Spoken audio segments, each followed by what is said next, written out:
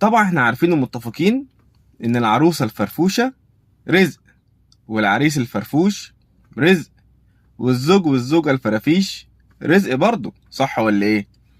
تمام. تلاقي فيديو نازل، عروسة في فرحها لابسة فستان مش ملبوس ونازلة رقص، وحواليها اصحاب العريس اللي هم اصحابها اصلا عمالين يسقفوا ويطبلوا، وعنوان الفيديو جميل جدا يقولك العروسة الفرفوشة رزق.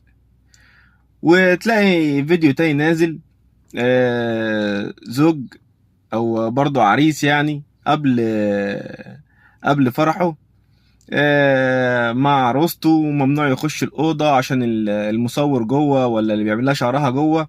وطبعا فالوحش لو دخل شافها. المصور عادي، يعني عادي، ده تمام، مفيش مشكلة. والراجل اللي بيعمل شعرها برضو عادي، طب مين اللي يعمل لها شعرها؟